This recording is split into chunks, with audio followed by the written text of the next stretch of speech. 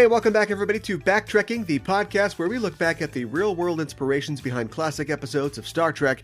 I'm one of your hosts, Caliban, and you have given us empty promises and filled the void with theta radiation. How dare you?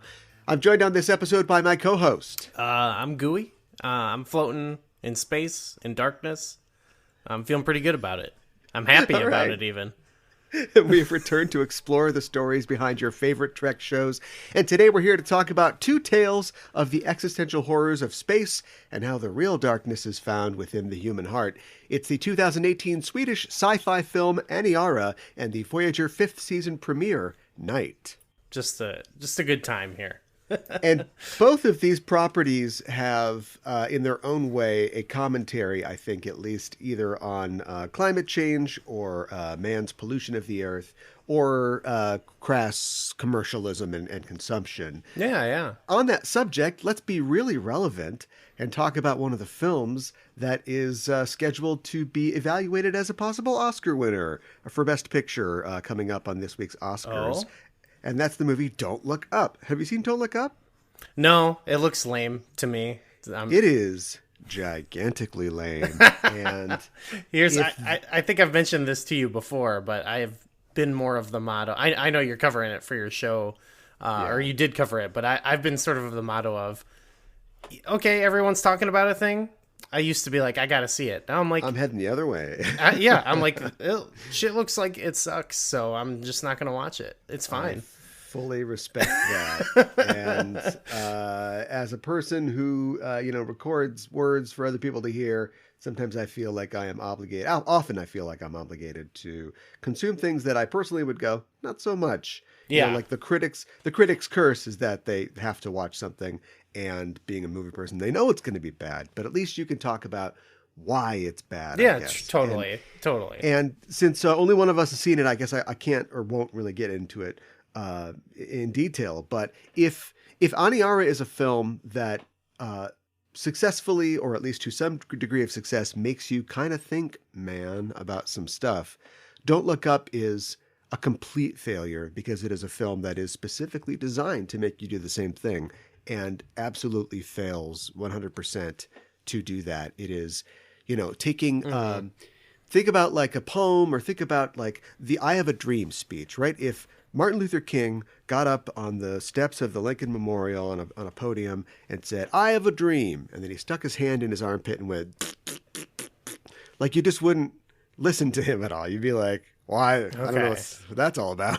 I don't care about this message. And like, I don't know if Adam McKay even knows what satire is. I guess that Anchorman is a very broad satire. It starts with like the sort of trying to send up the overt misogyny in like 70s, specifically in the 70s news industry. But then it just like goes from there. You're a smelly whore from Pirate Island and you look like a blueberry, and it's just a chance to like do, loud noises, jokes. Yeah. But he thinks now I think because of The Big Short, which wasn't a terrible film, but was based on a book about a real event. He thinks that he's now like, some kind of Blake Edwards, like amazing satirist. A bold truth teller. Yeah. And he's taken on all these things, and all the people who are in the film with him, who have chosen to do it, are all, and I say this as a person who is, far left of these people, but still on the left, are all Hollywood leftists. It's like, this is, they're trying to write the scene for the South Park parody of this already. Right. Yeah. It's just like, it's Matt Damon all over again. And like when Ron Perlman shows up in something, you're like, oh, okay. The great left bear has been awoken, and he wants to be a part of this. And I don't know why Meryl Streep and Chris Evans is in it for a small part. I don't know why all these smart people who have been in good stuff can't just look at it and go, hey, Adam, what about like this? Or like, hey, what about making the joke like this? They all just parrot the same stupid, look at this, no joke kind of satire. And it's so shrill and lame, it completely fails to make any point. I don't think some of those people, it's like they're great and talented or whatever, but when it comes to making like political satire, I don't know if that's their bag or whatever. Oh yeah, I know. I'm not saying that like they're supposed to be Jonathan Swift, but yeah. And actors, and I never really blame actors because actors are just, they're just workmen. They're just taking a Most job. of them are kind of right? dumb too. Yeah. Hey, easy, careful. But not you, of course. You're a genius. But I understand. But if you're Meryl Streep, though, you definitely have the power to. Clearly, you just ate it up, right? You were like, "Oh, I'm going to play this like Trump-like figure, and I'm going to have like these scenes like with rallies where I'm going to dance around and wear a hat." And all you have to do is just go, "Yeah, this is really broad. Is there a way that we can like tighten this up a little bit?" And nobody's done this. Nobody's stopping him. He's just not. He just doesn't get it. And it's too bad because we just don't have. It is as if it was made by Ben Shapiro to poison the argument against, like as an op, to poison the argument against climate change. That's how I feel. I kind of feel like Trump actually kind of broke a lot of people's ability to do political satire. He did it's sort of, I think I mentioned it before, but the rap battle at the end of 8 Mile, where it's like people have said all these things about like Republicans or conservatives or whatever, and then he comes out and he's just so blatantly that beyond like satire or parody, and now like they're just like, yeah, let's just like be a less funny version of that. And it's like, now like, I mean, I guess there's always been stuff like this, but I mentioned it recently with, I still haven't even watched it yet, but like that the last episode of Discovery is like, I feel like the liberal attempt at like injecting like modern politics into stories and comedy and sci-fi comes off as like those lame like Ben Shapiro produced movies that they make with like Kevin Sorbo, like they're just like the like slightly more polished like but still lame liberal versions of that, I guess.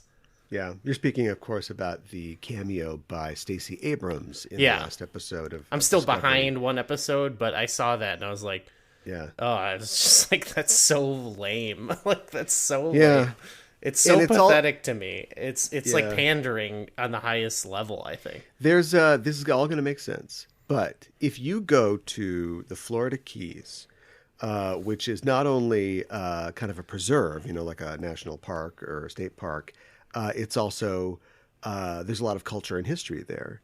And one of the things that you can do, it's a tourist spot. There's a lot of food and stuff, is that you can have, you can eat conch. Conch is, like a mollusk type thing. I have conch fritters, and it's like, but here's the deal. Because conch was hunted essentially to extinction in the Caribbean, there are laws where you can't have conch. You can't harvest, you can't fish conch. So the conch, CONCH, is shipped from the Pacific. It's shipped from like, Polynesia or wherever they harvested over there, so that you can have the experience of eating conch right there in the Florida Keys. And to me, that's what the Stacey Abrams thing is. Star Trek, look, don't get me wrong. Absolutely, Star Trek should support liberal values, and Star Trek should be a big blue show, right? But it should deal with those beliefs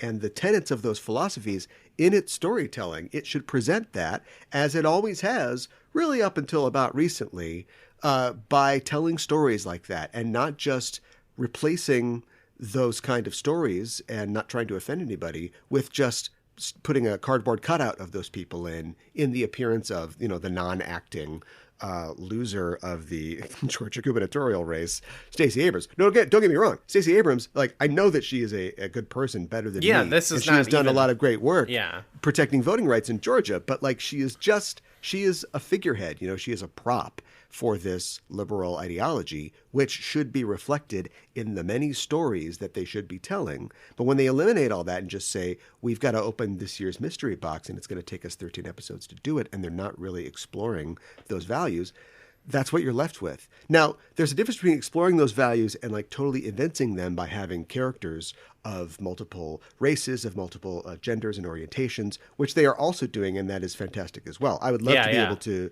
to use my time gun and like just shoot like gay people and non-binary people into TNG and all those things. And we got metaphor instead of those real people back then. Now we have those real people, but they have gone nowhere in terms of upping the stakes of the sort of, didactic liberal moralism that they're trying to put into these stories. Yeah, it's true. Like, and the sop is having Stacey Abrams show up, and most people go, "Who?" Yeah, that's true. Yeah, definitely. I like that they have, all. It's not just like, okay, this is what's this character? It's just like okay, here's like a white dude. Okay, now we got like a smooth white dude, and here's a dorky white dude. Here's a white dude we painted like whiter. This is a green dude. Yeah, right. Yeah, like I like that, but I feel like they're it's like the actual just like quality of what they're making is not as good. It's possible that they all, and I understand the problems, the good problems that you have when you go from all white dudes and a black lady to having like a lot of diversity. Now suddenly you can't just take a green guy and go, well, this green guy likes blue people, but he's supposed to like red people. Like you can't tell those kind of stories anymore.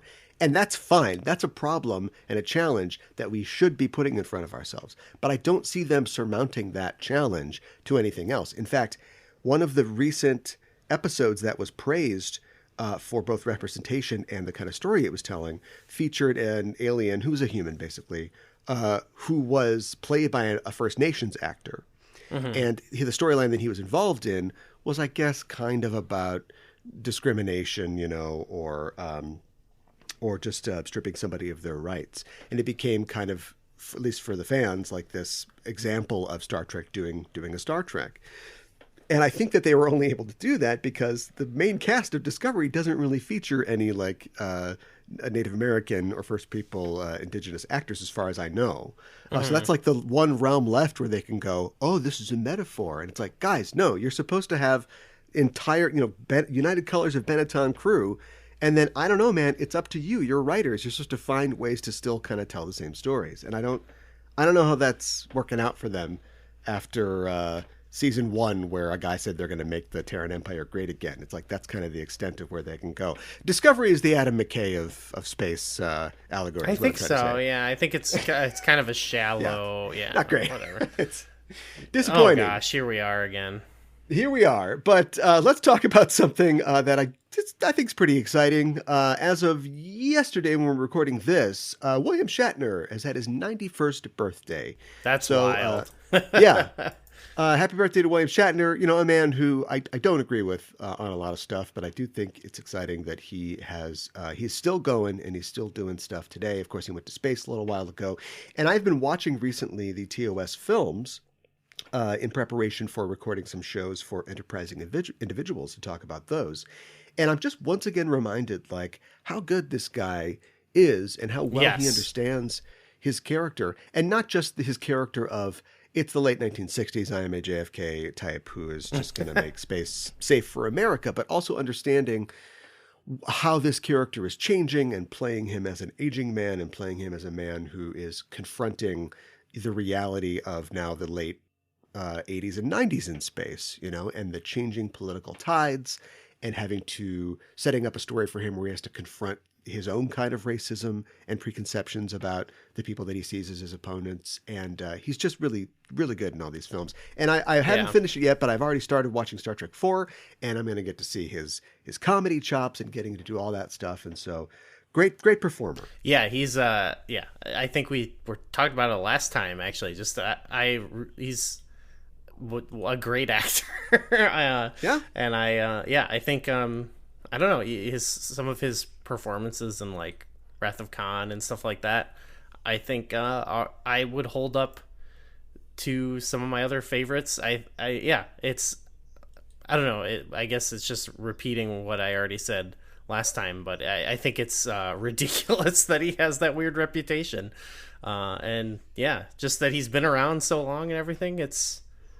It's cool. And I also think it's kind of cool that he's like a weird old guy that doesn't understand the internet. I think it's funny. So yeah, he's 91. I guess you can forgive him that. there are some things he says that I think like, oh man, that's too far. But I think when he's just like arguing with randos on Twitter, like that's great stuff. Yeah, all of the internet can't be your lawn, Mr. Shatner, but I guess I understand as somebody who's been in the public eye for so many years. And as far as like his reputation, I mean, he has certainly like played into his reputation for years. He doesn't have too much to worry about. You know, you oftentimes you hear actors worry that they will be typecast as this or that when they are playing Star Trek or playing a kind of singular role. And he certainly he's ridden that all the way to the bank. True, Even that's his later true. roles, nobody really remembers. I mean, we've talked about him. He was in Judgment at Nuremberg, wasn't he, as a young actor? We talked about on this show. And nobody really remembers him being in like Barbary Coast or whatever.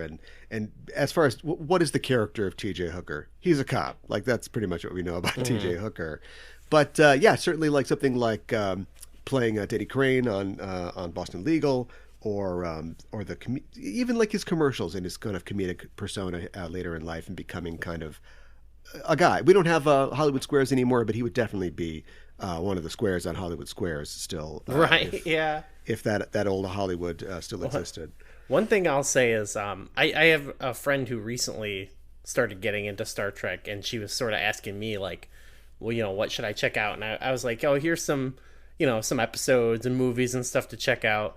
And I never know how it's gonna go because I think some people like who are more used to like a more modern audience are sort of like confused by it or perplexed by elements of it sometimes until they're like fully on board. And I was like, oh, how's this gonna go? And you know, she started like messaging me, you know, responses to episodes and stuff. I'm like, okay, cool. Like what characters do you like, or like how you liking it? And I think the first thing she said as well, like, I already have like a massive crush on Captain Kirk. And I was like, okay, that like kind of surprised me. So I was like, that's how you're supposed to react. But Sure. I think people don't as much anymore when they go back on it. But I'm like, yes, okay, you are in the perfect mindset to get into Star Trek. Yeah, he's a good looking guy.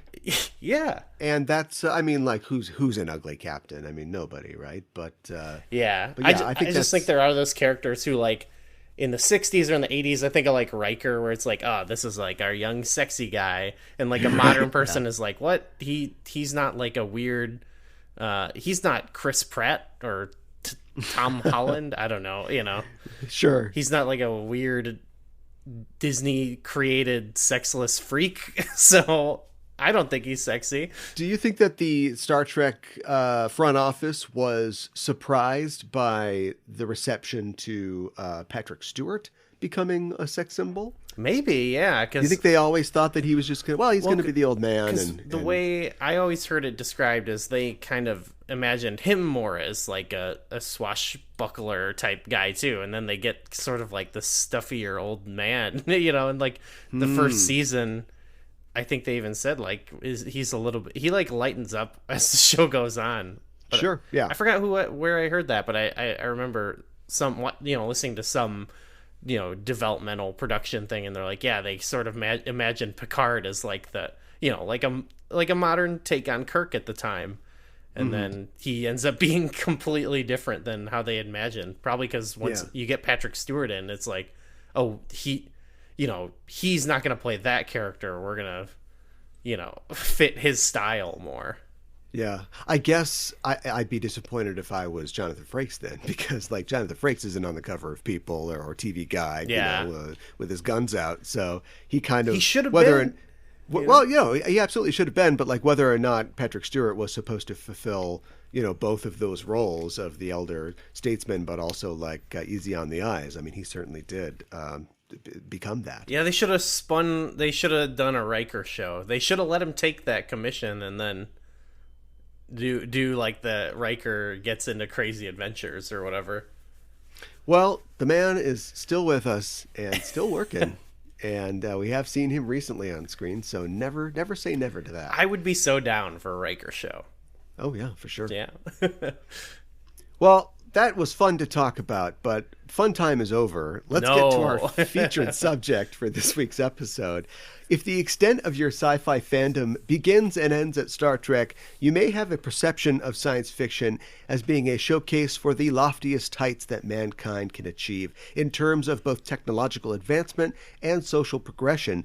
The reality is, however, that science fiction from its earliest beginnings has been, like fantasy and religious parable before it, a tool for examining humanity's flaws and its dangerous untapped potential. From Frankenstein to The War of the Worlds to Brave New World, science fiction has been questioning whether man deserves to bear the image of God long before Gene Roddenberry thought spacemen should be nice to each other. The atomic reality of the post-war 1950s led to many cautionary tales in American film and literature, but in 1956, Swedish author, poet, and future Nobel Prize winner Harry Martinson was inspired by the inexorable march of technological progress to write an epic poem, a review of man in time and space. The poem and the 2018 film developed from it are both titled Aniara.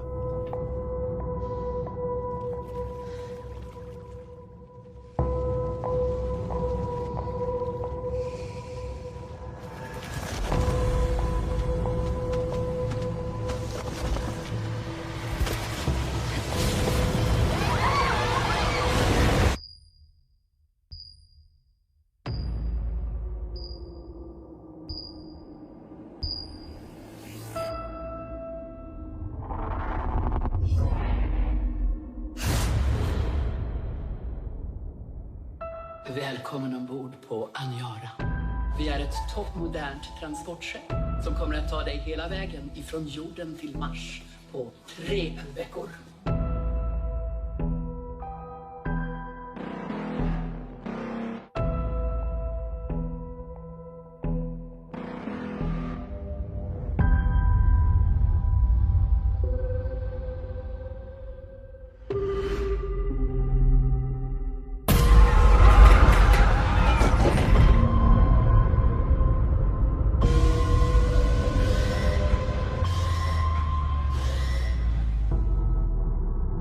Tyvärr innebär detta att vi inte längre kan styra Aniara. När vi passerar en tillräckligt stor himlakropp så kommer vi med hjälp av gravitationen från den kunna vända tillbaka i kurs. Exakt hur lång tid det kan bli frågan om kan jag i nuläget inte besvara.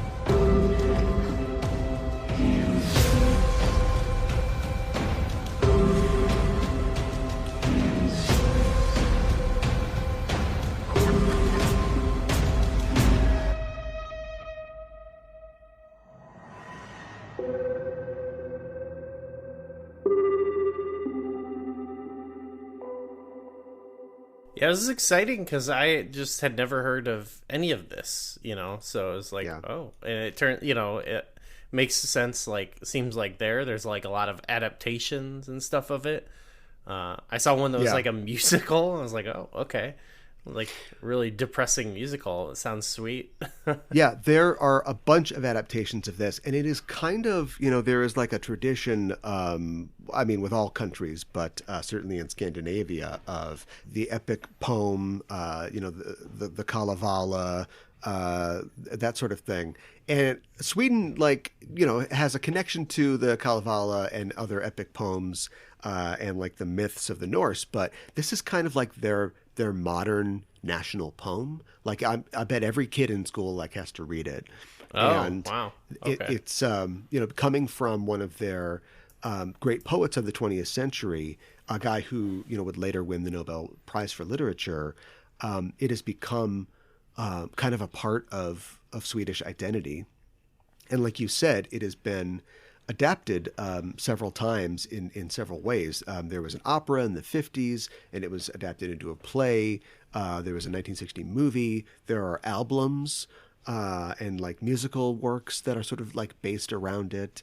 A lot of trance music and things like that. Sure. I think that this would be great for a funeral doom genre music would go good with Aniara. And then recently there was a staged opera, the Finnish National Opera, through some company that does like adaptations of literature work, did a choral theater work of it as well. So, yeah, I think the movie has definitely helped elevated its profile. Now, the movie did like the festival circuit, and I believe it had like a very small release stateside, but otherwise it is like, completely like disappeared. People aren't very familiar with it. Yeah, I'd never even heard of the movie. I tried to read the poem, but I didn't get around to it. So I don't know. Yeah, I don't know if it's I was like reading about the poem though, so it seems like a pretty straightforward kind of take on it, just like a modern sort of telling of it. I would say I did read the poem, and it's beautiful and it's haunting, much like the film itself. Mm-hmm. And I would say the big difference is that the poem was written in the 50s, and I believe that I had read before that Martinson was inspired specifically by. I think he might have been. So he was a sailor when he was young, which I think makes a lot of sense with the themes of like loneliness and the ship and that sort of thing. And then also like I think he was like an amateur astronomer, and so he had viewed the Andromeda galaxy like through a telescope, and that sort of got him thinking. Mm. And then as the technological advancements of the 40s and 50s had been coming down the pipe, he was contemplating the first like nonstop flight of a plane across the Atlantic, the Soviets testing the first hydrogen bomb, and of course just the atomic tests that were happening in the Pacific, and also the nascent space race. The beginning of rockets and people trying to send animals and man into space, and so all of these things sort of coalesced, in his mind to write this parable, which is really an atomic age parable. Like it is really the destruction of the Earth that they're leaving is tied very specifically to war and to atomic war, in opposition to the kind of more ecological message that is found in the 2018 film. Okay, yeah, I guess that's a theme we've hit on a lot too, because we've done like remakes of stuff, and it's like, yeah, there's a you have to always kind of refit it, but it usually works because there's other cataclysmic events right around the corner. It feels like all the time. Yeah. Certainly in the 50s there was just the whole Cold War and the threat of nuclear annihilation, and after World War II wrapped up, it was like, great, the war is over, but now we've got this Soviet thing. Are we just going to go right into World War II?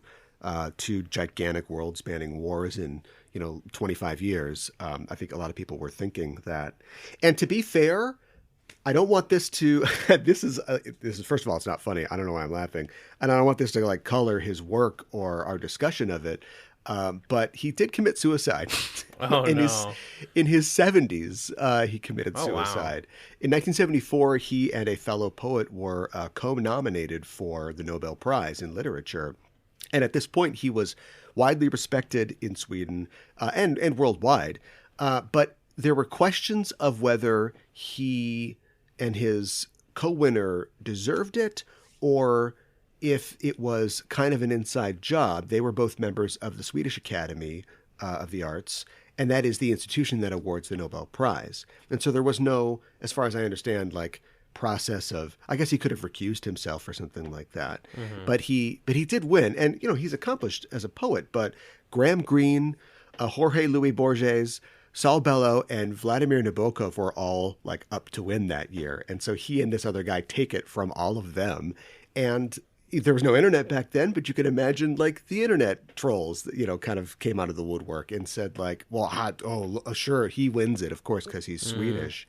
And that was really hard on him. And in 1978, he took his own life with a pair of scissors. He gave himself like a harakiri type situation. Wow. So this guy was metal as fuck to the end. Yeah. I thought he was just so bummed out from his own story or something. He read his poem. There was an open copy of his poem next to his body. Yeah. But yeah, I mean, it's the rest of his work also kind of deals with these themes. This is his only, as far as I can tell, explicitly sci-fi or space-related work, but it is often dealing with these kind of deep and existential themes. And I would say, I don't know, like just having seen the film, and we'll talk about like, you know, what happens specifically in the film. What do you think the film is saying? Like, what's the theme? What's the point of the film? So I think there's a lot of things going on. There's definitely like, the destruction of a world, and there's something about like, going out into space, at the expense of like because the world is uninhabitable or whatever. And then you go and it's like this great big, like, luxury cruise line in this. And sure, there's all that stuff, but the thing that kind of stuck with me the most, which in these type of situations, in these type of movies, they always kind of have this theme of like, human nature and like what happens when people like are put in these situations, are like going to become uncivilized, Lord of the Flies type thing. But what actually like really hit for me was that there was an element in this film of actually how it was sort of about like disconnecting people from nature and like taking people out of their natural habitat, and how that would severely screws with you, like they have this robot that they basically use to like experience it, and that's like the only thing that people can do to cope with like this insane feeling, of being like so disconnected from our place of origin. I feel like it's a little like new agey or something to say, but it like really, that's really what stuck out to me. And like, cause you had like, the people dealing with that machine, but also like you had the one character who, is considering like what's going on. I'm trying to raise like a kid here. Like this doesn't feel right, and so I think that's what kind of made it more interesting to me. Was it's not just, I think like the easy thing that I see a lot in that type of thing is like, like once you get people back, to basics, like their natural instincts, they all become awful. And it's more about, no, like we're kind of like been completely severed from, our natural habitat, I guess. And like our natural, our planet, our planet has been destroyed, So as much as it is like, oh great, we're going to go to space and everything's going to be fine. Elon Musk is going to take care of us. It's like, no, like, it's like, we have to also consider like, like, I don't know, taking care of people and our current planet, Yeah. That's a big part of the poem, that idea that, a lot of times you see when people, I've also like looked at some Reddit threads and just some like discussions about people kind of talking about this film. And I got to tell you, the state of like art analysis and appreciation on the internet is just fucked. Like, I remember my college classes and lit classes and talking about things, and you're always going to get like, somebody's going to be like, well, is it like this? And like the teacher is there to go, well, I mean, it could be, but maybe it's like this. And you go, oh, okay, great. Right. There is no teacher on the internet. And so you get these ending explained videos that like just completely destroy like the mystery and beauty of a piece of work. I also think like people making videos or podcasts and stuff and like speaking with such Here we are. Boy, you're really going after me today. Well, yeah, how dare you? No, but like speaking with such authority that like then it's like that becomes like the common opinion when it's like, well, people seek out that teacher. They're looking for that teacher, but they're not. But it's just some guy who's as dumb as them and on a different computer. Right. Yeah. So the reason I bring it up is because, I saw a lot of discussions about like, well, here's how they could have made it to Lyra or to the planet or wherever. Oh my God. And it's like, that's not the point. The point isn't that they could have fixed the algae and they could have, found some way to have their descendants make it there. The point is that wherever we go, we take ourselves with us. Do you know what I mean? Like, we are the problem. Mm-hmm.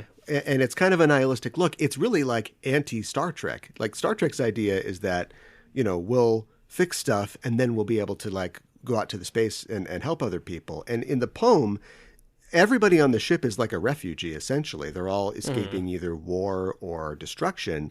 And then you hear about the colonies on Mars and on Venus, and everybody there just sounds like they live in like a horrible gulag. And so it's not like we're going to take this wherever we go and we'll always ruin it. It's like a zombie movie in that way. Man is the real monster. There's always going to be somebody in the group, no matter how many people in the group are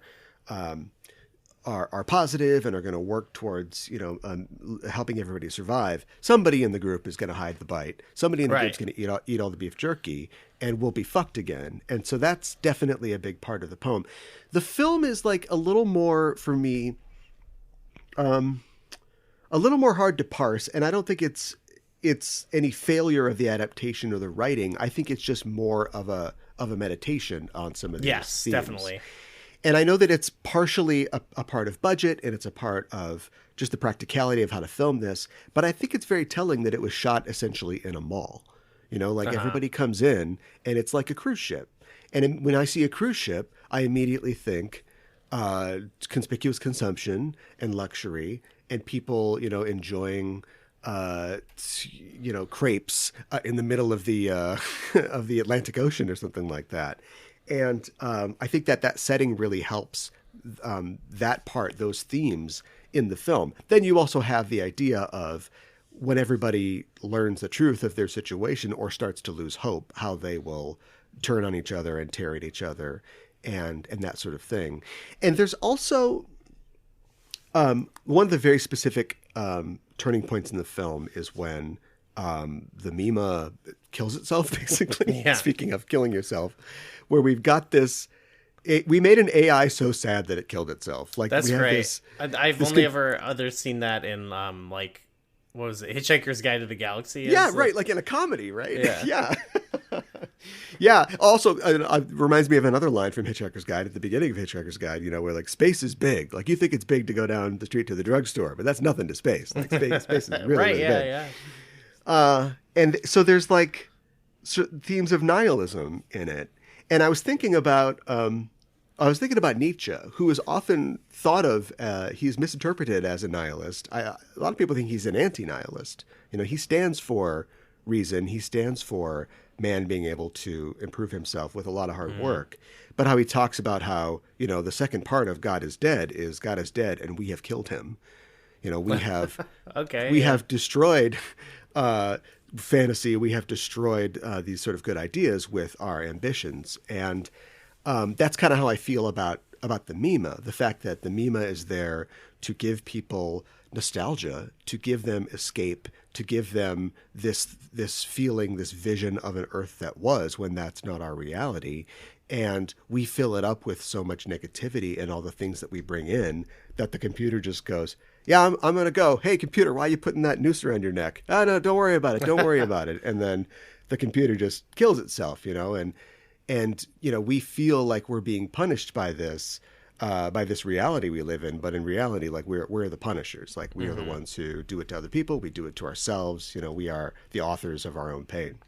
Yeah. And that is like, can be used to me, or like it can apply to a lot of things as much more of like a commentary or satire or whatever. Just in that it is like that applies to a lot of things in life, where it's like there's all these societal issues, and we like the things we're often given to alleviate them are like false, or they're like bandages on an open wound. And that's what this feels like. It's like, okay, yeah. We're like this might be a thing that will satiate, you immediately, but it's not a whole experience. It's not good for your soul. Mm-hmm. Mm-hmm. I felt very like I said, new agey watching this. I was like, you gotta be down in some real lakes and streams, man. Like, And I do think that I don't think that the movie or the poem is necessarily carving in stone like a view on the true nature of humanity. I mean, it has to. Yeah, it's supposed to be about. It's supposed to be this dirge about like interfacing with infinity, you know, and like losing everything. And so I don't think that it's saying that we're hopeless. The author did kill himself, but I do think that there are real life situations where people have been stranded, or if people have been without hope, and they have helped each other, and they have stuck together and stuck through it. And so like I'm not saying it's a definitive statement, but it is, you know, if you take all these things away and then you see what happens to people, that's, you know, what we get in this. And I think that it is telling that the film goes through, and the poem as well, goes through all these different phases. You know, first they're not necessarily going through Kubler-Ross stages of grief, but like they're going through the idea that, well, the higher's up, there's a Captain Workout. Captain Workout just tells everybody, don't worry about it. There's a solution. And it's like, okay, I lied to them, but like, you know, we'll find something out. And that doesn't work. You know, the scientist character, the one character that we're supposed to trust, you know, continually loses hope until she's sort of taken out of the story. And then we turn to ritual, and ritual kind of replaces science as like people form these cults and things like that. Then there seems like there's going to be a scientific solution to it, you know, with the addition of this spear, this probe that arrives, and they're like, oh, this is it. We did it. All we had to do was hold out and we're saved.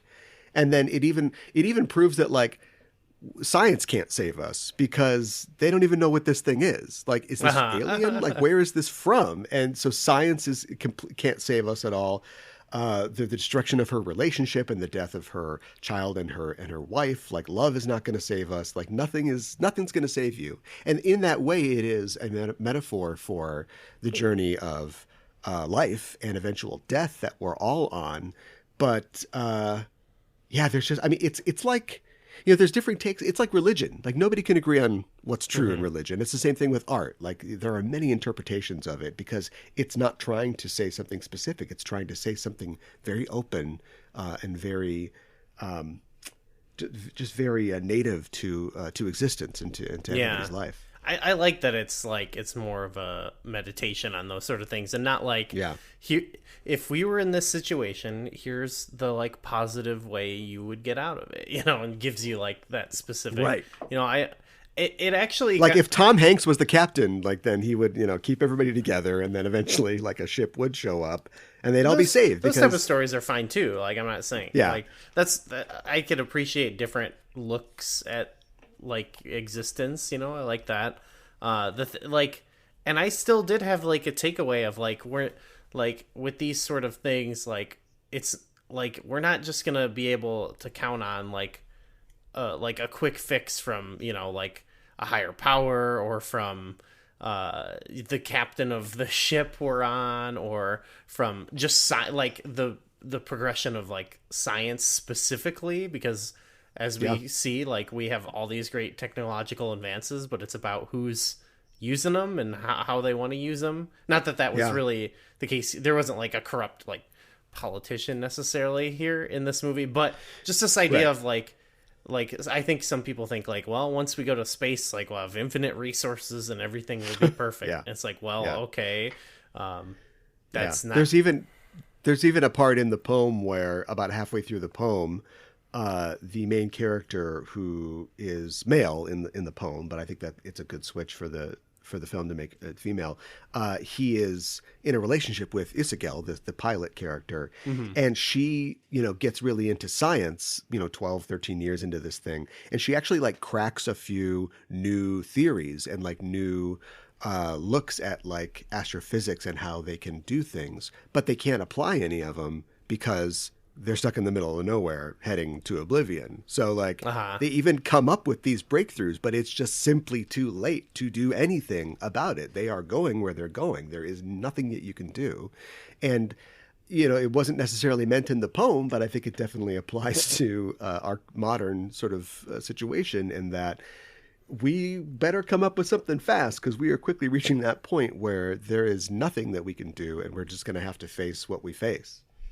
Yeah, I do think there's sort of like this hint for me of like we can weather these things, if we're all, united in one sort of idea. But I think the setting of like what they're on, like you see right from the start of like, well, we don't want to like upset anyone, so like let's go back to the bar, let's line dance, and yeah.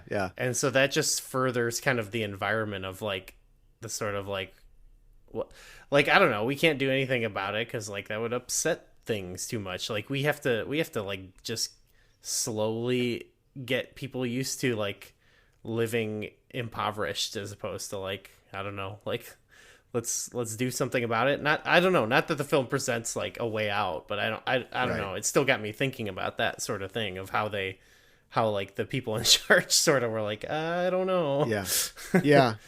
Yeah, that's because it really is like there is no solution. And so what do you want? Do you want to tell everybody they go crazy and they all kill each other, or make it worse? Or do you just let people just, live out their lives and they've got really no hope for change? Because I did see stuff of like, like when she's like trying to make like the little holodeck projection, it's like she's coming up with ways of like, how can we take care of everyone and make them feel better, as opposed to just throwing them in the room face down, completely, helpless. And I think, like that's I'm not saying like I said, I don't want to be the people of like, here's how they could have survived this, but it gave me that feeling of like, oh, like that's like the way to go, is like if everyone, we could get all on the same page of like, no, we need to do like what's going to help people the most, Yeah, and she's like teaching like the kids who are growing up, about science and ostensibly looking for a solution. And it isn't like hope ever really dies, or at least we don't, we jump from like 10 or 15 years to like 20 something years, and then to 5 million years. So we don't chart the whole thing, but hope never really dies. It's that hope itself is worthless, like to try to counteract what you're trying to prevent. There is no way to prevent what you're trying to prevent. And that's true over like right now. Like there's a lot of things that are happening that are, I don't know, like with climate change and stuff, there's certain things that are like, we can make it better, but certain things they're just already bad. But for some people, like it should be like, well, let's do what we can now, and also like start thinking about that and think what will help everyone. But there's, I think there's an element of like, well, we can't do anything about it, or I don't want to acknowledge that we can do anything about it, so we might as well just go harder than we've ever been, and so we're kind of in like a death spiral a little bit. Yeah. There's a moment, both in the movie and the poem, where the character of Daisy, who is this character that the main character, sort of like has a fling with and dances with, and is sort of like a party boy. And then also the character of, I can't remember her name, Lisa Dell or something like that. She's like the kind of like posh lady who later becomes the head of the sex and love cult, where they're both like, the ship goes through this cloud or something and there's turbulence, and like they're just all killed. Like all those characters are done. It's not like there's no cool arc for them. They're not going to complete anything. Like it's just, they were parts of this. They were elements of, they represented like emotions and reactions that you have to this situation, but they're all dead now because we're just moving on. Yeah. I thought that was really stark. I wanted to mention really fast that a particular sci-fi writer, Theodore Sturgeon, Uncle Ted, actually reviewed this poem. And we have talked about him, I believe, before, because he's the writer of Shore Leave and Amok Time, as well as many other of his own works. But he talked about how this poem, it was an inexpressible, immeasurable sadness, a feeling of sadness. And he said it, quote, transcends panic and terror and even despair, and leaves you in the quiet immensities with the feeling that you have spent time and have been permanently tinted by and with an impersonal, larger-than-God force. I thought that was a really good sort of Yeah. summary of the color of this piece of art. Yeah, definitely. I like this sort of. I don't know. It does just have this whole. There's like this entire, like, building sense of despair and doom the whole time. That that just it's in the film itself. Where like every time it's like it says like what year it is or whatever. Every time I was like, oh Jesus Christ. Yeah. And those always happen. It is sort of they work as act breaks, but there's always something that isn't like fully resolved, and so you see that the Mimarobe is dealing with the Mima, our main character, and maybe there's a problem there, or we see that like something weird is going on, like it seems like there's a cult forming or something like that. I wonder where that's going to go. Bam, year 5. Like we're immediately now thrown into the middle of like the next act. That's just great. Yeah, and it just keeps fast forwarding on you. Yeah.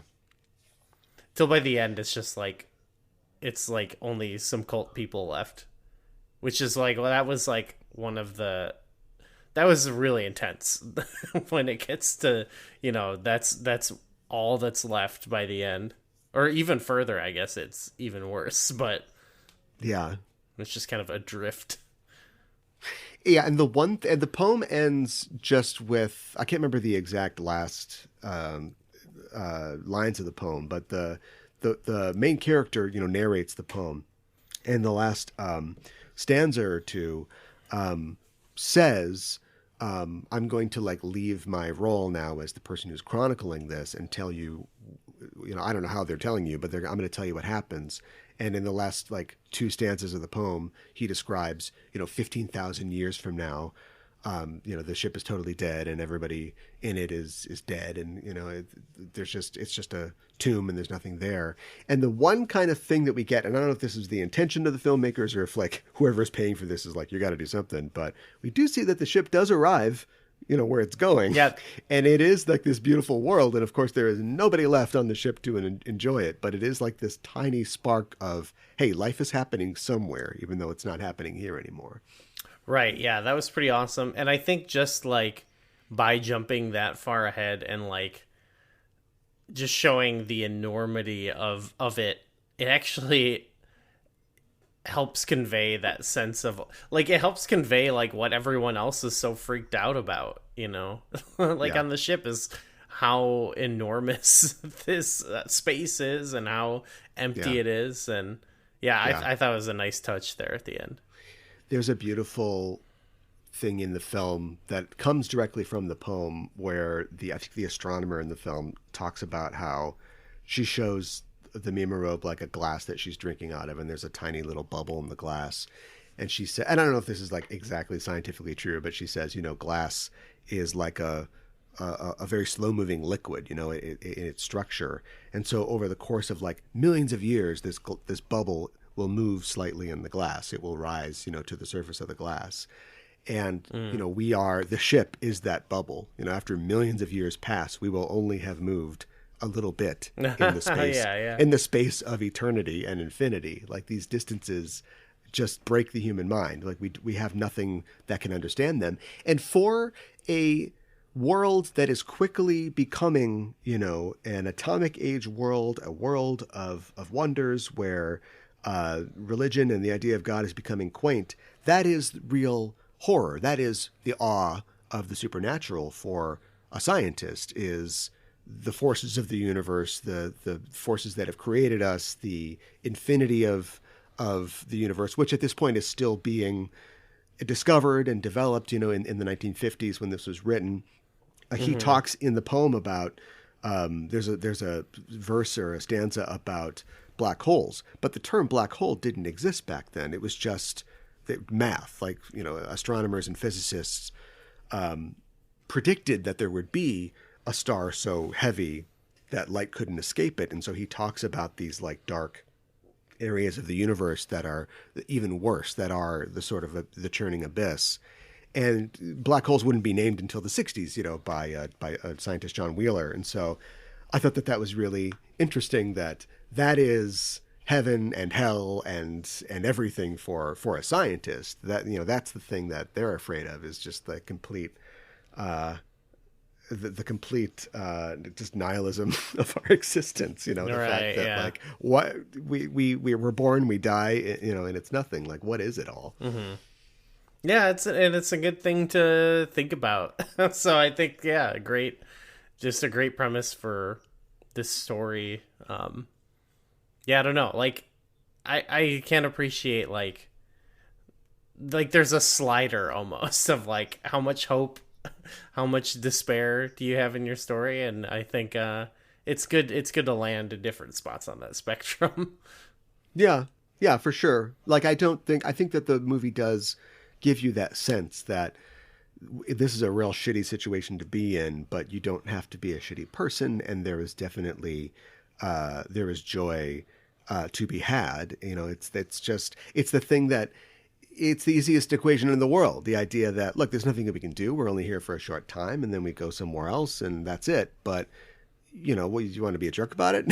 Like, we all can enjoy the time that we have, and it's connections, and it's our family, and it's our friends that make things important. And that seems so simple to say, and then it's something that we have to wake up and deal with every single day. And I think that the movie, much better, I think, than the poem, cuts the line between those things. This character of the Mimarobe faces so many things. When we meet her, she looks kind of strung out, and she's in like a party dress. She's coming from somewhere. Mm-hmm. It's like she's going to work, and she's just sliding in, right before she has to clock in. And she's coming off this amazing space elevator, but it's coming off this completely brown and desolated Earth. And then she's got this girl she likes, but she can't make it happen. But later she does, and they have raised this child together, and she's happy. And then she gets thrown in prison, by her dick of a boss. And so there are swings of fortune, for every life, even though all lives end the same way. But that doesn't mean that you have to necessarily give up hope. I don't know. I went into this thinking that this is just like the darkest thing ever, but now I'm thinking like, I think there's a bit of sweetness in the bitter. Yeah, I think like it does. For sure, it's like you kind of said, love won't save you, but I think there is like it does show that like even in this intense hopelessness, like you can like look at people's butts and fall in love with them. That butt is out of this world. Yeah, like, literally have a cult baby with them. Yeah, right. Yeah. At the end of the film, I saw that Vice Studios apparently is one of the producers on this film. So it's not as nearly as annoying as I thought it would be to have Vice support it. But yeah, I think that your circumstances, I think one of the big themes in closing is that your circumstances will determine your personality and outlook. If this had never happened and everybody had just gone to Mars, maybe they'd all just be people who just live normal lives. But also at the same time, you can also choose how you react to your circumstances, and you can form, who you are in the face of that. And I think that is one of the most human messages that I can think of. Yeah. And you just gotta look out for other people too. You gotta be like the main character, even if it doesn't work out for them. I think that's what I took away. Is like, oh, this is a nice person. Don't be like the captain guy. She won a major award near the end. Oh, good. when she made that was nice. She got some forests appear. Yeah. Oh, you know what? I guess it did have a like. Sure, you like. With the captain, you can say in the beginning, like, oh, they're just, maybe they think what they're doing is for the best. But, like, later on, you reminded me of, like, they do, like, imprison her. And so maybe it is sort of a don't look up situation where, like, there does hit a point where it's like, okay, we should start to, like, maybe we tell everyone and we can kind of, more equitably solve this. But I think he's trying to... Like, I think he's still too stuck to, like, we got to maintain order and stuff like that. My Aniara is having to hear Leonardo DiCaprio scream forever. I forgot he's in that. Yeah. That is existential hell for me. But yeah, I guess they have a lot more in common than I thought. But one is way better. Don't look up. Do look at Aniara. That's my takeaway from this. I'm with you. All right. Well, we have covered that, and we have not. I've put the scissors down. I'm ready to move on. Let's take a break for a word from our sponsors. We'll be back with more backtracking. How would you describe Just Enough Trope? We are the Just Enough Trope podcast. I'm your host, Caliban, joined as always by my co-host. Hi, I'm Mikan Hana. Oh no, does this mean they can hear all the things I yell at the TV during Downton Abbey? Why did you do that? How do you plead? Let the game begin. Yeah, check these fresh moves. Oh! Don't shoot man in face. This isn't the Save Gotham fundraiser. It's the Chill Family Reunion. Master Yoda assigned a Padawan to this bold Jedi. I think it's pronounced Padawan. Oh, Padawan, excuse me. Hey, it's getting late. I think Ralph's going to want his motorcycle back. Go jerk off the pictures of Jean Grey. I am freaking getting old. Yeah, I noticed the life clock was blinking in your hand. Get out of here, Wilson. Go fight the Teen Titans or something. I'm unkillable, not unwoundable. You like Sailor Moon, right? Why don't you sail on his Oh, wow. Just Enough Trope. News, reviews, and geek fondue. Every Monday on the Just Enough Trope podcast network. Loving me never have a say. You so sorry. What? Okay, we're back. It's time to talk about the Trek side of this equation. The premise of Star Trek Voyager, namely, what if space, but too much, is a daring move for a franchise about the wonders of exploration. Space travel in Star Trek is presented not only as the fruit of mankind's evolution, but also as an enriching end in itself. The old adage that traveling makes you more open-minded, writ large against the night sky. For the crew of the Starship Voyager, however, travel is the villain of their story, and every day of their odyssey brings them closer to home, but closer to the likelihood that they will never personally see it again. Possibly in response to this contradiction with the franchise's values, Voyager over time became a more conventional Star Trek series where the wonder of discovery trumps the fear of the void. But one episode of the show, the opening episode of the 5th season, let the bottom fall out of our crew's self-assuredness and plunge them headlong into night. In the dead of night. We're losing power. When the lights go out. I saw something. Terror strikes. We've got company. Now trapped in a battle. They're all around us. Hit him with everything we've got. With two enemies. You won't survive another attack. There's no way out and no time left. We're crossing the threshold. On the next Star Trek Voyager. I mentioned before when we were talking about Aniara that it's kind of the anti-Star Trek, and I think that I think that holds because Star Trek, A, literally can't be that dark, but B, space travel can't be the enemy in Star Trek. I know, yeah. Despite that, they created an entire series where that was the problem. And I think that they realized very early on that this wasn't going to work. And that's, people complain about how Voyager never really delivers on the promise of its premise, but it's like, I think they hit this at their own existential crisis where it's like, we just can't have the show be that every day. We can do Year of Hell. We can do that. We can have them be close to a wormhole that's going to take them home and have to say, no, we can't take it. But we can't ever really go full Aniara with this. And this is the one episode that I could find or think of in Voyager where they kind of do that. Them flying through this void is kind of a microcosm of their larger situation and the show's premise. And yet, even in this episode, they're playing fun-time Captain Proton games in the holodeck. True. So how fucking bad is it? Is it really? Like, you can do that. I don't know. I think there's a way they could have honored the premise a little bit more and then still have fun. I think Deep Space Nine does that. I'm always like, oh, Deep Space Nine. But I think it does. It has, like, really depressing, like, all the casualties episodes and then like the baseball episode. I think you can the baseball episode does happen during the Dominion War. Yeah. Yes. And I think that's the thing they can do really well is kind of carry like the hope and the despair at the same time. And one episode, maybe they'll raise one up more, Yeah. In this episode, I think, and that's just programming. That's just the writers and the producers going, we got to have a fun one in here. And whereas with something like the last season of Star Trek Discovery, this one that just recently finished, there is a giant alien vacuum cleaner that's destroying entire systems.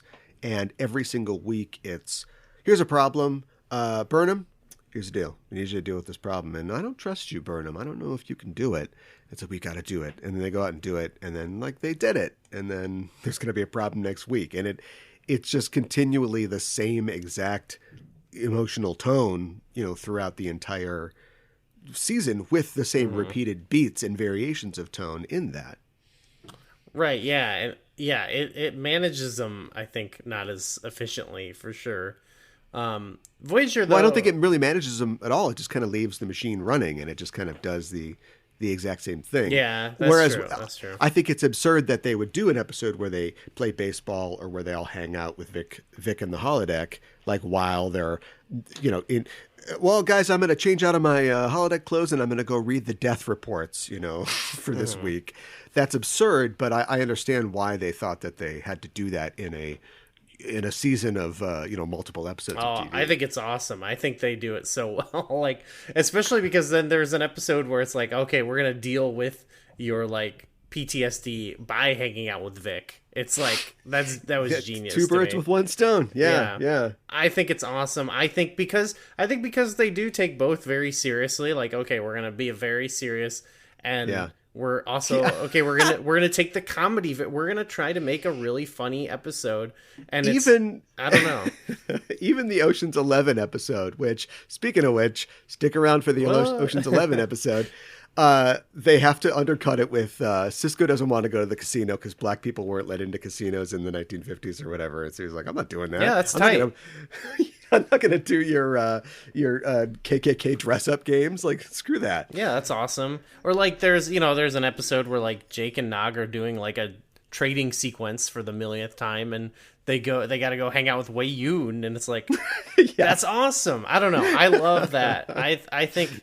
And I don't know. I think Voyager, though, it always feels like... Actually, I don't know. I don't even want to be negative because I've been watching through not all the episodes, and this lined up perfectly. And, good. I've been really liking the ones I've watched. I'm sure the ones I skipped were garbage mostly. I don't know. But this does feel a little bit like... It feels like a little... I like this episode a lot, but it does feel like they're a little... self-conscious about the show, you know what I mean? Like it does, they do a good job of conveying, like, especially with like that Janeway scene when she's all like, I'm not coming out of here. They do convey that, but it's like it feels like them sort of going like, okay, like we swear this is like having stakes in the overall journey, Yeah. Right before, so this is the opening of the fifth season, and then right before this, in the finale of the fourth season, it's the episode where they meet the alien played by Ray Wise, and he tells them, I've got this ship, and it's like this transwarp or special quantum drive ship, the Dauntless, and it turns out it's all a ruse. He's trying to get them. He's trying to snooker them into going back to Borg space, but that's another example of them going, oh, it's, we dangled home in front of them and then we snatched it out of the way again. And I know that, they went to summer break and they, this is a whole new season, but this would have been a great direct follow-up to that, where once again having victory snatched from the jaws of defeat, or the other way around.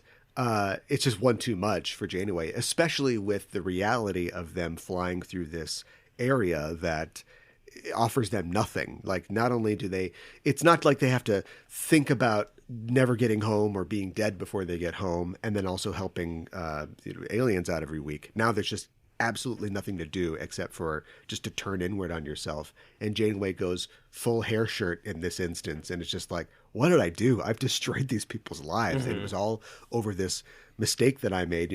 This blob that kidnapped us, and I decided to do what I did, and now we're all here. And it's all the magnified doubt, all the magnified questions and second guessing that captains must have about their behavior when we don't see them. They're in their private thoughts, but all she's got is just her dark cabin now and these dark thoughts. Yeah, that's a good premise. It is. I'll give you that. Yeah, it is. I think, and it does like come at a good time. Like that's what makes it not totally feel like self-conscious to me, is that it comes after that last episode, but also, like you said, they're kind of forced to be more inward with their thoughts. But it did remind me of the movie, which is that like certain people had different like, you know, thresholds of time, like, you know, 5 years in, the way people acted were way different. And like just that idea of like finally being worn down by the whole thing, like, okay, we can only stay hopeful like so long, you know. But of course, like they go back and forth on it still for the rest of the series. But I don't know. I think it fits right here in the like 5th season or whatever. Yeah, usually if there is a thought like that, you know, Neelix arrives with cupcakes or something like that, and we turn it all around, or they find something else to do, or they find some. He tried to do that in this episode, and he went crazy. Yes, because and Neelix himself in this episode is afflicted with, they call it nihilophobia. Now, I can't imagine. So I did a little research on this. I can't imagine that there isn't a name for the fear of nothingness, but I couldn't find one. If you Google nihilophobia or even nilophobia, most of it goes back to this episode. Wow. Voyager, when you think, and it isn't just like nothingness, it's like death, right? It's like the fact that you are alive one minute and someday you won't be alive anymore. And it's being scared of what's to come. And it's a nice bit of like continuance of character for Neelix, who last season learned that the afterlife that he was promised, the Talaxian forest or whatever, he didn't see. And so now he's... Yeah, that was... Which, like, if I told you about a Star Trek Discovery character who was very religious and then had a near-death experience and didn't see anything, and now they are... actually, that character is called Dr. Culber, isn't it? Like, that character exists. You would praise the hell out of Discovery. But Voyager is pulling this, and everybody hates Neelix. He's like everybody's least favorite character. So there are flashes of brilliance in Voyager, and I like the fact that they can follow up on that. Here's the trick. You skip the bad episodes... You don't hate Neelix like I did the first time I watched. Well, if all the bad episodes are Neelix episodes, there's a problem with the character of Neelix. True. Well, because there's one where like they gotta raise the little baby on the planet, and that's a good episode. Oh yeah.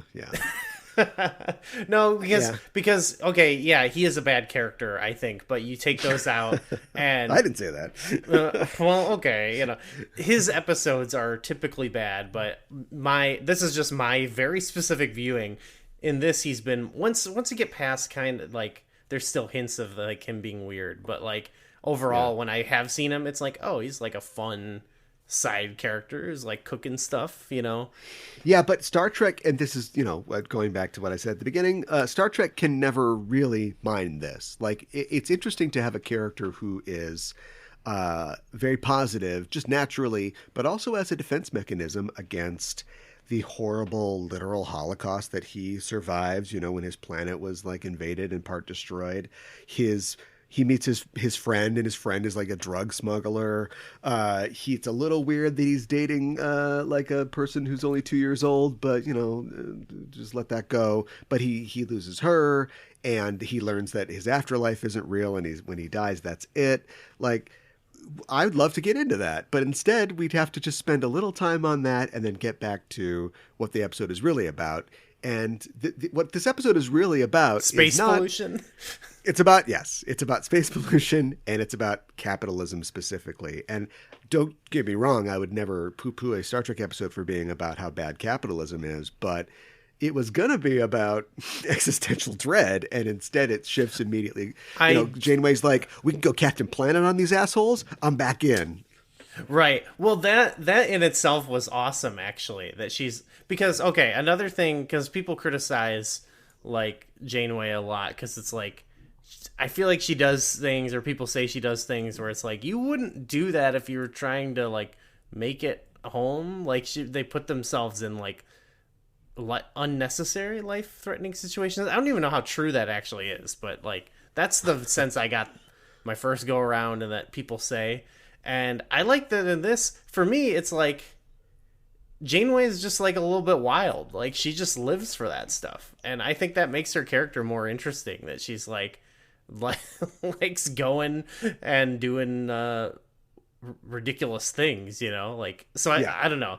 That was like I know that's not what the episode ended up being about, but it was a great element where like all of a sudden she's just like, I'm ready for action. That's what it is. Yeah. She's like, she just wants the thrill of the action, and like maybe that's weird for some people, but I think it's cool. Yeah.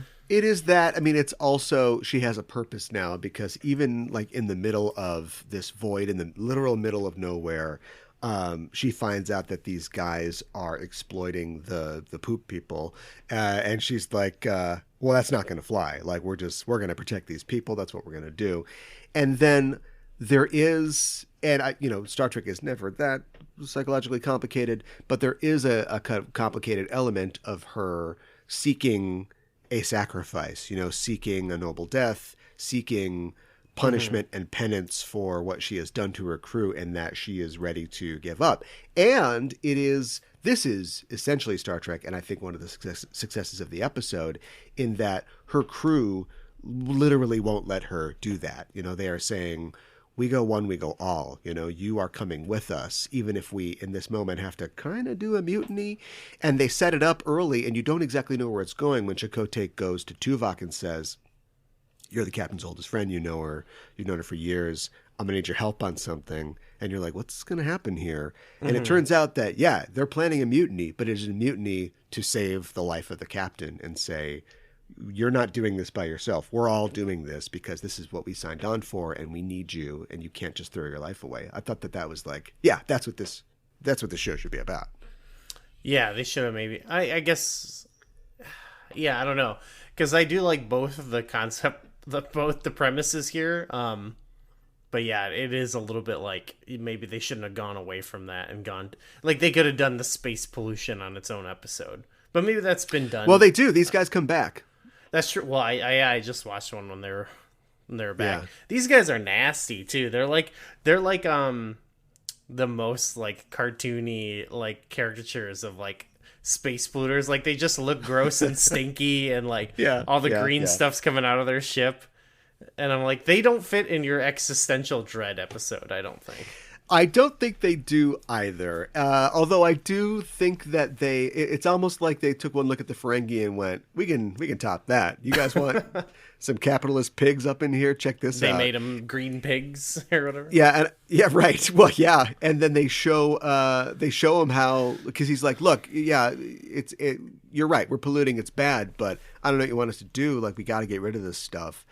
And they're like, tell you what, come on over. We'll just show you how to get rid of it. Here, free. You hit that, you do this, you can get rid of it. And the guy's like, yeah, I'm not going to take that. It's going to ruin my waste disposal business. I got a business I'm trying to run here. Do you know what I mean? Mm-hmm. This is going to put me out of a job. And I guess I can understand, his society isn't free of capitalism and that kind of profit motive, but it's hard to not see him as like, what a piece of shit. This guy is the worst. Yeah, very a classic, like, oh, there's so many things we could do to improve society, but it would destroy us industry that doesn't need to exist. Yeah, and as like a total leftist, like I'm like, well, those guys got to go. But I guess I do understand that he's a victim of his system as well, and I guess I don't know, both in the real world and in Star Trek, how we can fix that and give the most to the most amount of people. But he's not even really willing to consider it. He just sees his like line going down, and he's like, nah, I'm not gonna take that. Even though my body is poisoned and everybody I know, we're all radioactive because of this. No, I don't think that's like the solution. I mean, people say this all the time, but who said it recently? Someone's like, no, the fossil fuel companies shouldn't be our enemies. They should be our greatest allies. And it's like, they're not ever going to consider this unless we make them, Well, it's interesting that I know that Adam McKay, back to Don't Look Up, specifically chose a comet because he didn't, as a satire, he didn't want to focus on the specific problem of like petrochemical companies. But there is a comet is an existential threat. Nobody created a comet. And in his film, he does not deal with the fact that there aren't just people who are saying like comet good. There are literal people who have created the comet, that is climate change, thanks to all the plastics we make, all the fuel that we burn, and the efforts of these companies to maintain their bottom line while doing nothing to prevent like the climate apocalypse coming. Like those people are not represented in his brilliant satire. So, right. That's people often miss that. They're just like, people are dumb, but it's like, well, there's a lot of other incentives here, but yeah. Yeah, right. Exactly. What are we supposed to do? It's just, just the way it is. I don't get into arguments anymore, but I almost got into an argument with a guy online. He was talking about how like, well, it's like, you got to drive your car to work and stuff like that. And I'm like, well, what if we decentralized, cities? Like, why do cities have to be concentrations of people that we all have to drive into? What if we've got the internet, we've got all these things. Why can't we make communities smaller? And he's like, it's just not the way communities are. It's like, okay, well, I don't want to share a bunker with you when we're all trying to avoid climate catastrophe. Right. Yeah. Yeah, people are just dumb. Yeah, I don't know. That's people are dumb. That's what they. But Star Trek can't say that. Aliens can be dumb, but we people, Federation people, can't be dumb. We're smart. Yeah. Yeah, it's not even just that easy. I think it's just like, yeah, it's so ingrained. This is how things are. Yeah, and I don't know. I don't know. You just think about like, yeah, it sucks. Like gas prices are going up or whatever, and that's hurting a lot of people. But like, the alternative should just be like there should be better ways to get around, without consuming gas. But it's always just framed as like. They can keep it nice, like all issues framed inside that economic box of like capitalism, It's like, and it just becomes like it's so narrow, and it's either like that or a culture type battle, but it's never like, no, what are other, there's, I don't know. I hate it. No, but it's like once you extend opportunity to someone, it is onerous for that person to give it back, no matter what the opportunity is.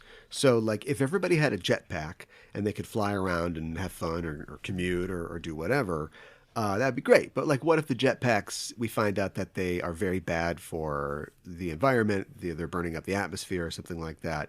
We kind of need to, like, give those back or, like, use them a lot less. But people don't want to give up something that they've got, if you made murder legal for some people, they would not want to give their murder powers back. And it's the same thing with just the convenience that we have of being able to eat any fruit, in or out of season at any time, being able to just get in your car and drive as far as until you hit an ocean and just burn all the fuel that you need to. Like, we can live completely satisfying lives without having to expect that we can just do whatever we want, whenever we want, all the time. And if you phrase it like that, I mean, I think sensible people can see that, yeah, that makes sense. There's nothing about that. But when you put it in terms of the battle lines of the culture war, it just immediately becomes, well, no, obviously I should be able to fire a shotgun into a cheeseburger, while jumping off a monster truck. But it's never framed, and it's never like from the, I guess, liberal side of it. It's never framed as like, well, but they're obviously not going to like dismantle certain things that are preventing this and like make it so you can still live like a completely comfortable, fulfilling lifestyle, which seems to be possible. But instead it's just framed as like, no, you just personally have to sacrifice, and like, we're not going to do anything. And so it's very clear how for some people, like, because they don't think there's any other option. So it's just like, well, fuck that. I'm just going to go crazy and eat all the fruit. And well, like I said, I'm just going to do whatever I want. You know what I mean? Yeah. No, the word austerity is a terrible word. Nobody likes that word. But when everything is framed as austerity, I mean, obviously you're going to react to that. And it doesn't need to, I'm not saying that we're giving a glam up to austerity. I think that looking at it as austerity is the wrong way to look at it. Like, it isn't. It's just using the resources that we have in smart ways. It isn't like taking things away from people. But whenever a liberal politician gets into power, they're like, we got to tighten the belt. clearly people on your own side are going to recoil from that. They're worried that they're losing things, and it needs to be completely rebranded as something else, or as what it really is, which is just being good stewards of our resources. All right, a soapbox going back in the closet. I wanted to mention that this episode originally began as something totally different, something that maybe isn't very Star Trek, but co-writer Joe Menosky said that initially they were going to fly into this empty space and find nothing, but somewhere in the middle of it, they were going to discover a planet which is essentially like a giant alien tomb, like a King Tut's tomb. And so, and there's going to be this mystery. And when they get close to it, there'd be this huge temple, and then like undead locusts would come out and attack the ship. And I'm like, yeah, and they got like 10 pages into it, and they're like, I don't think we can pull this off. Let's get rid of this. And so they just changed it to something else. They're like, give me a Star Trek. What's on the Star Trek board? Dang. Environmentalism, capitalism, and just made it that instead. That stinks, because the thing I've been liking about Voyager is like these just over the top, like action or horror premises or something where it's pure, it's like all thrills. I feel like that's what Voyager is good at, is like less of like mainly because I think like it's already like not doing its premise full justice. So I like it when it's like, screw it, like 7 of 9 action episode, like that's what I want. So I love this idea of like, it sounds like Alien versus Predator, like they're going to discover. Yeah. I don't know if people don't like the dinosaur episode, but I like the idea behind that one. I don't know if you got to. Episode. I don't know if you got to the one yet where they discover the planet with a bunch of like cryogenically frozen people, and they're like, let's help these people, let's wake them up. And their alarm clock didn't go off, and as they wake them up, they start to realize like these people are like space racists that the entire quadrant is afraid of. They're all glad when they disappeared, and they're like, oh, I can't remember what it's called, but they're like, darn. Crap, we just woke up Space Hitler. This is a big problem. It's one of the reasons that I like Star Trek Prodigy so much, is because, the crew of the Protostar is like learning Federation ideals, but they don't know them yet. And so everything is new to them. So when they go to a planet, they're like, this is amazing. But then it's like, oh my God, the planet is alive, or there are crystal beings and we don't know how to talk to them. And so there is still the shock and awe of exploring space. Yeah, I like that one a lot. It's like a very fun, like exciting show, and I think like that's at the very least, like, can you do that? If you're not gonna make me think big, just at least be fun. They say that success has 1,000 fathers and failure is an orphan. Before this episode had aired, both Brian Braga and Joe Menosky, the co-writers, called it a sweeping adventure and the ship's greatest predicament yet. But after it aired and was not totally well received, Brian Braga said, I don't feel that the Night Aliens and the Malon Freighter guys were all that captivating. And later Menosky said that if you're going to have a big crisis like that, you can't do it in the course of a single episode. It was the wrong way to go. Yeah, guys, that crisis is supposed to be your entire series. It's what you're dealing with the entire time. You're trying to cram it into one episode is not necessarily going to work. Although I do, in context of what we were talking about, the themes, especially the themes that it shares with Aniara, I think that it succeeds in the first couple acts, at least as far as that goes. Yeah, I mean, for me, it turned into something else, but I still kind of enjoyed what it turned into. It just became like fun, I guess. I was like, when they were dealing with that stuff, like I said, I just liked like the guys were like super like over the top, and so it became stupid, I guess, is what I like. And I kind of like Voyager when it's stupid. Janeway, time to take out the garbage at the end, and they just fucking kill those guys. It's pretty great. Well, the episode before you mentioned, didn't they like just like leave the dude off with the Borg or whatever? His entire world is Borgified, and that's why he wants them all dead, and they just send him back gift wrapped for the Borg, and he's like, fuck.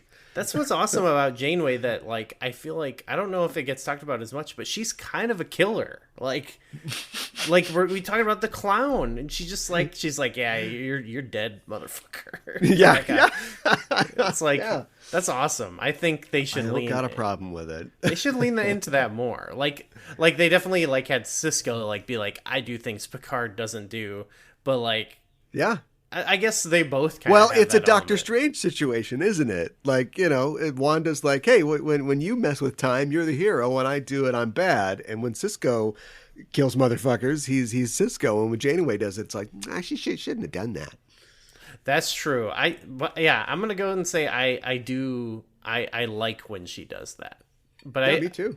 I do think it is like sometimes in opposition to though like this idea of like she actually cares about getting home. But I think that's more of just like, why did they make this the premise then, you know? Like if she was just like a regular captain out there doing stuff, like that'd be tight. That's why I like just like the episodes in a vacuum of like, all right, it's Time Cop, you know? Like, okay, cool. Yeah. Yeah, she's got to get it done. You know, well-behaved women seldom make admiral. That's what I say. Yeah, I'm pro Janeway. Love Janeway. Well, let's talk about technology. Technology is a big problem for the humans of Aniara, or at least the failure of that technology, and the abundance of technology and its byproducts is the problem in Night. In Trek, it is something that facilitates what the characters do. Just as often, it's the complication that they're dealing with. And on every show, we randomly pick from a list of Star Trek technologies. We add what we get to the non-Trek media, and we subtract it from the Trek episode to see how each would be different. We call this our technological exchange.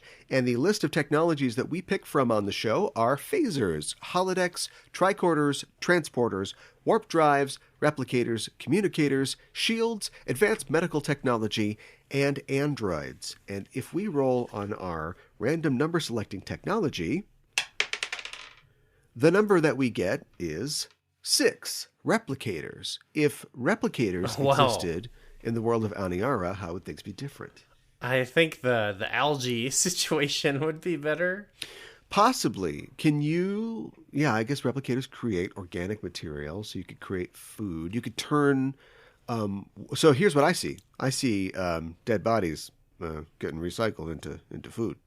It's made from our shit and our dead bodies. Is that how it works? Like, what keeps a replicator going, you know? Yeah, so the thing about replicators is like when you order macaroni and cheese, it comes with a fork and a bowl, right? So it's not just food, it's things too. And then when you're done, let's say, you know, you didn't eat all the macaroni and cheese and you didn't eat the bowl, you just put that back in, and so you get 75% of the energy back or whatever it is. So the Aniara is only so big. Now it's huge, it's miles long, but at some point... we're those guys on Reddit. They'd make it past 24 years or whatever, right? So at some point, future generations of the crew would have to decide which parts of the ship can go into Mr. Fusion in order to make more food, and they would be stripping the ship down. That's why I suggested that, like, you wouldn't fire people out into space when they die. They'd just go right into Mr. Fusion, and then you'd have turkey dinner. Like, yeah, okay, I get that. Yeah, maybe they could, like, find ways to, like, yeah, putting your shit in is a great idea, actually. Yeah, you would just poop directly into the replicator, yeah. Wow. And anything that you don't need, you know, the Sega Hang-On game, at some point that would go in there. The duck costume the guy has, he's crying as he has to stuff his duck costume into the recycler. And then it becomes, you know, the film has, like, I think this ecological message. Does that complicate or does it deepen the ecological message that really all we have is what we have? This exists in the film, but the ship is their ecosphere, right? The ship is their planet at this point. Mm-hmm. And at some point they become either, you know, they say, the guy says the algae can last just about forever. And I suppose that's true if it's fed right. But at some point, for whatever reason, they let the algae go bad, and that's kind of it for them. But it becomes more an idea of the people and the things we have on this ship as it travels through the void is all we have. This is our Starship Earth. It's Starship Aniara. And so we need to be, we need to better, like, regulate what we use things for, what we spend things on. Every time you bust up a chair, you know, or burn a book, you know, you put a book in the the deconstructor or whatever, so it could become an ice cream sundae, we are losing things. And so someday we'll be out of things, we'll be out of literal resources to keep us going. I think that's a much stronger ecological message. Yeah, it has that same idea of what I was saying of like, well, we can go to space, but it's not going to solve our issue of like, controlling our consumption of, and like destroying things. I guess they do. Yeah, you mentioned like they do that a little bit in the movie. I mean, I guess that's what the whole AI thing is too. It's not really meant to have like all these people crammed in there, and they're over consuming it.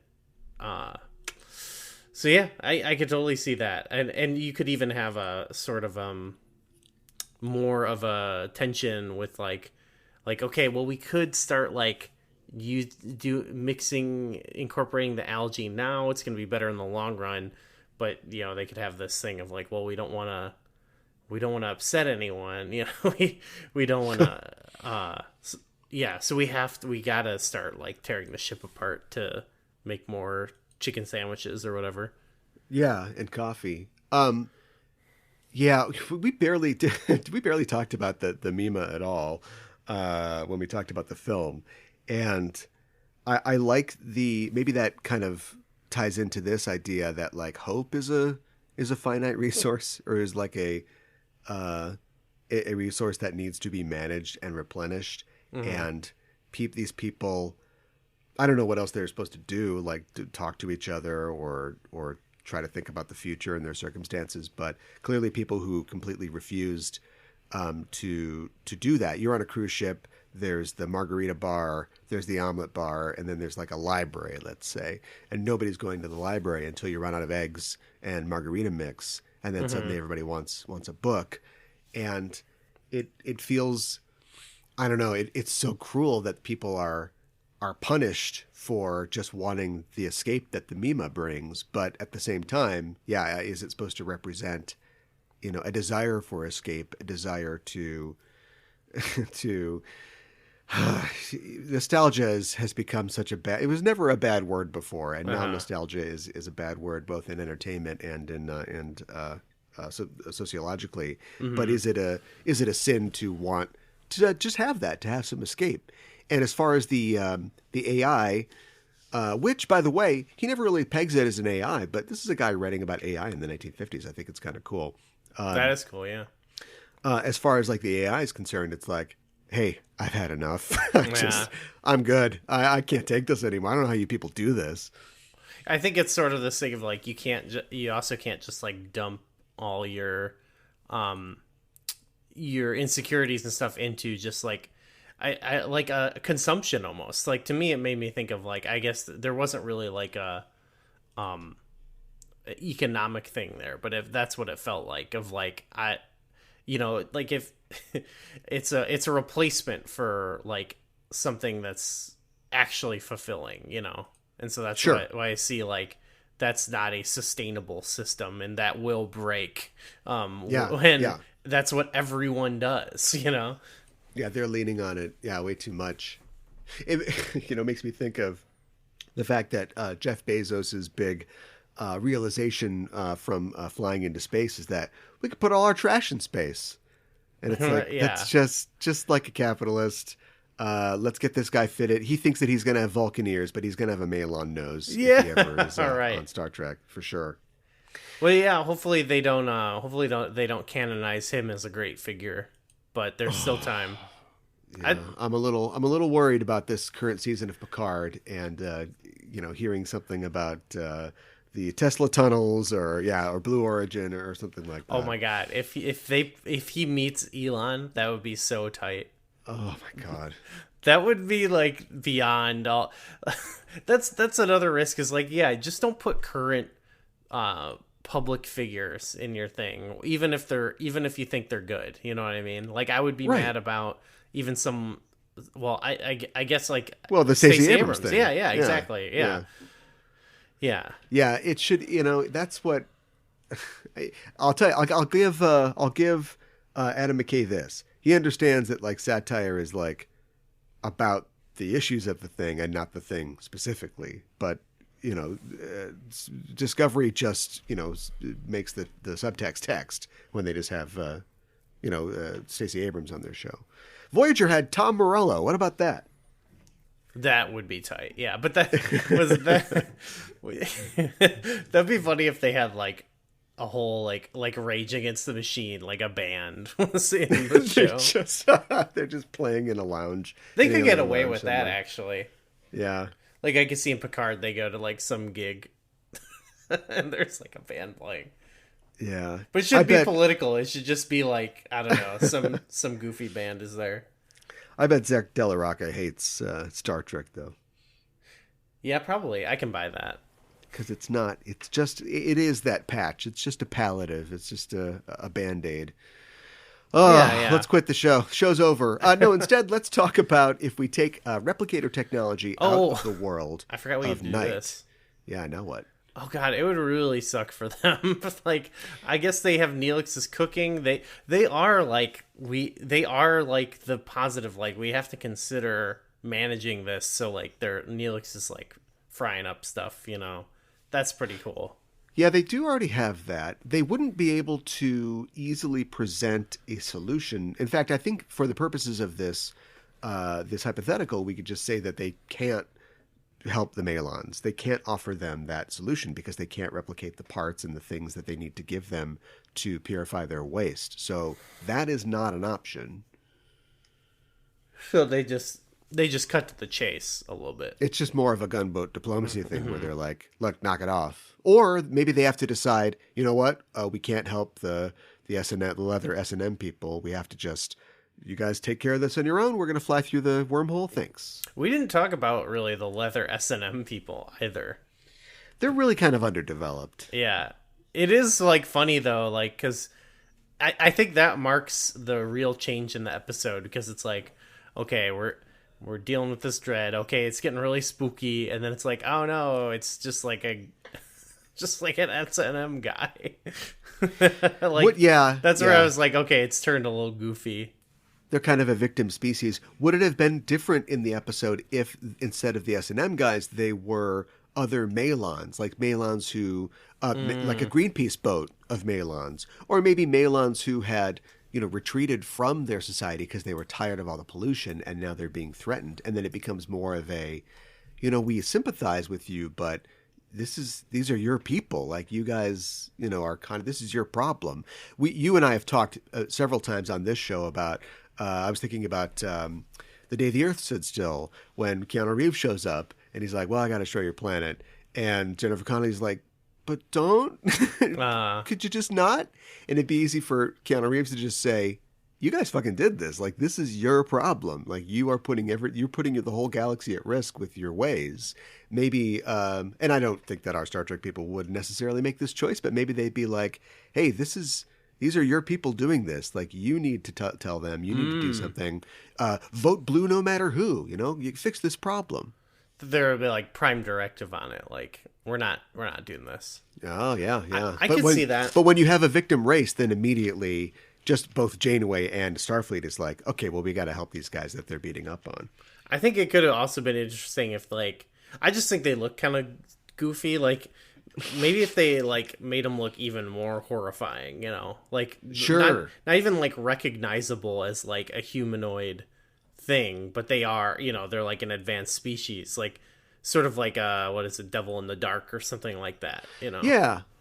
There was another, I thought that it was this episode when I was watching it, and I can't remember which one it is now, but there is another race on Voyager where they are in, oh, is it the other Void episode, literally called The Void, where they're sucked into the thing and they have to make the like their own federation with other races, and there's one race that is very not, I mean, they're humanoids, but they're very strange, and all the other races think that they're pests, but the Voyager learns that, like, no, they're very intelligent, like, we just have to learn to understand them. I think that is that episode, The Void, which is kind of like a retread of this episode, to be totally honest. And in that, even the people that they want as allies are like, you're just like talking to like bilge rats, basically. Like, these are just vermin.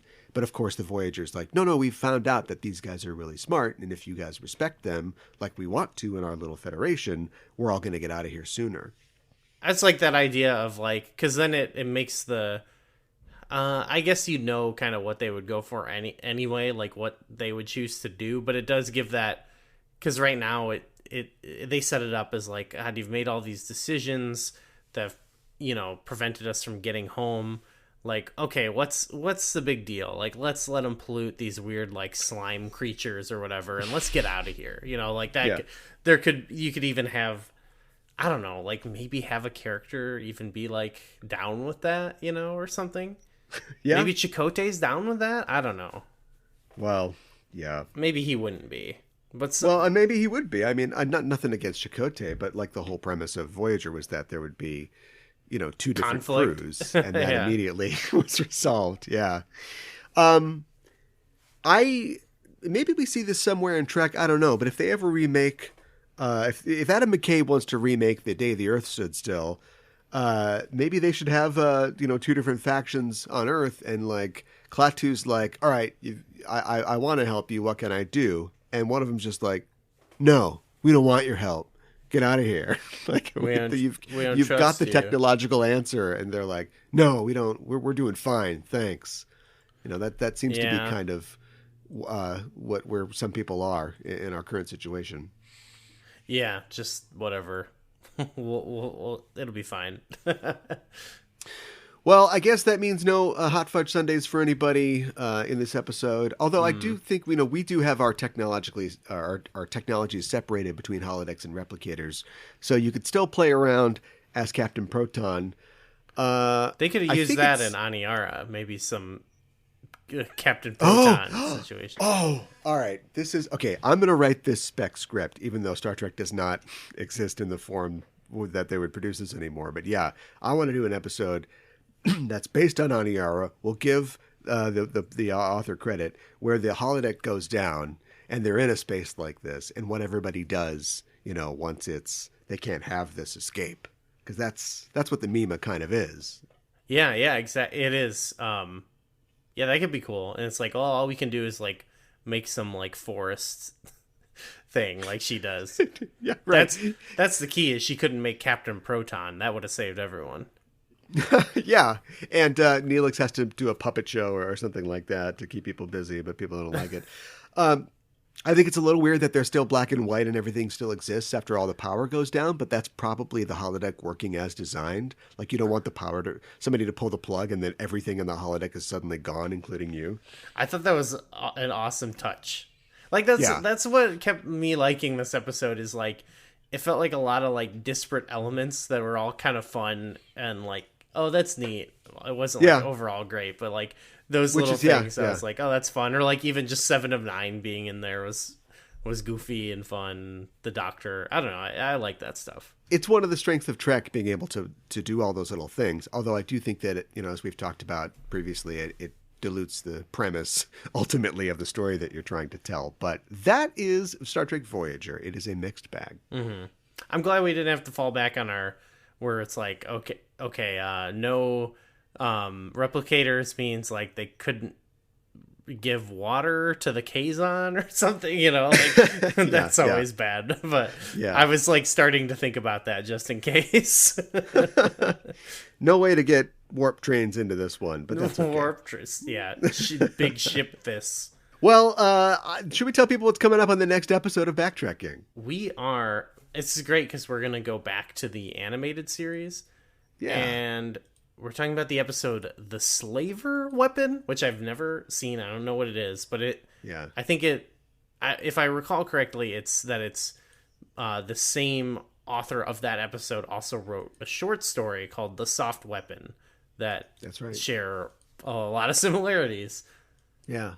Larry Niven, another legendary sci-fi writer, and his contribution to the animated universe was that episode, and the alien race, the Kzinti, who I don't know how rights work. I'm not sure if they are still available to use. They probably showed up in Lower Decks or something like that. But yeah, the warlike race of cat people that feature in his own books, but were also sort of ported over into the Star Trek universe as well. That's awesome. Okay, I'm pretty excited about this.